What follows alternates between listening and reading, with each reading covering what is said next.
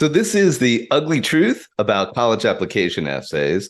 And I'm going to start by reading you an essay that a family paid thousands of dollars for and spent 12 weeks constructing, right?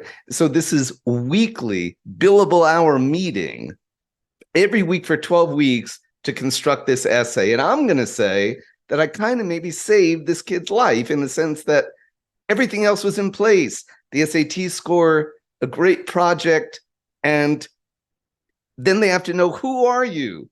And why should they give the spot at this top 25 school to you? And here is what the other guy wrote.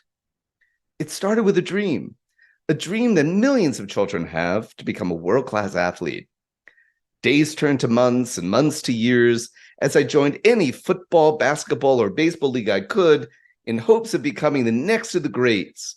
But with age and many fumbles, air balls, and strikeouts came knowledge. I understood that a bow-legged guy like me needed to face a new reality. Forever intrigued by every aspect of sports, the players, history, and statistics, I knew I wouldn't be the star athlete when pushed back to the second string. But I understood in life, everyone has the right to be a starting player.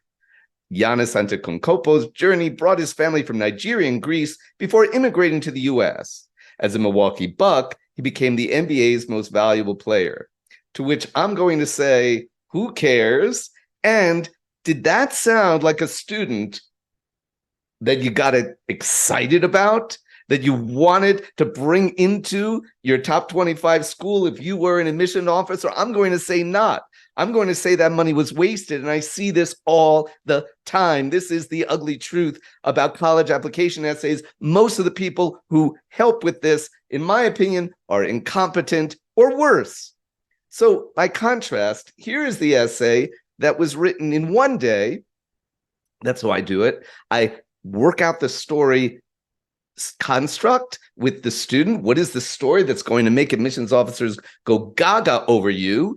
And then the student simply writes that story with all detail, a couple thousand words, and then I will edit. Takes about a day. And it's all part of a much more inexpensive program that I run. So here's the difference. You ready? Here's the essay that did get this student into a top 25 school. My grandmother, my Bobby, simply couldn't speak. My entire family had arrived to celebrate my 14th birthday, and following family tradition, each of my relatives took turns feting me. Uncle Joseph complimented me on my encyclopedic knowledge of sports trivia. My mom extolled my amazing navigation skills. But when it was my Bobby's turn, she was uncomfortably silent. There she was, sitting right next to me, supporting me as she had my entire life, both physically and emotionally.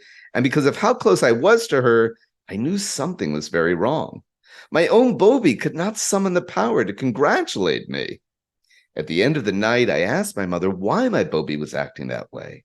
That's what trauma does to people, my mom said. My Bobby's trauma was long and deep. It had started almost 50 years ago when she arrived in Cuba as a toddler, forced to flee Poland to escape the Nazis. But her new tropical paradise quickly turned to purgatory when the communists took over.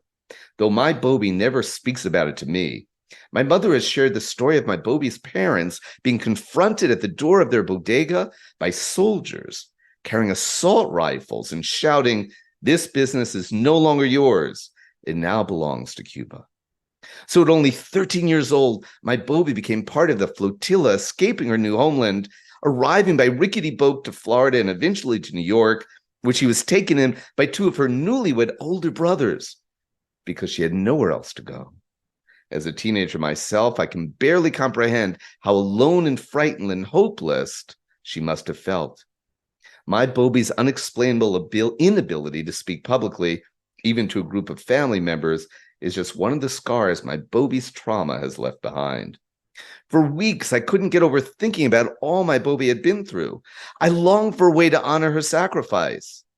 Volunteering at the Florida Immigration Coalition was my first attempt to do so.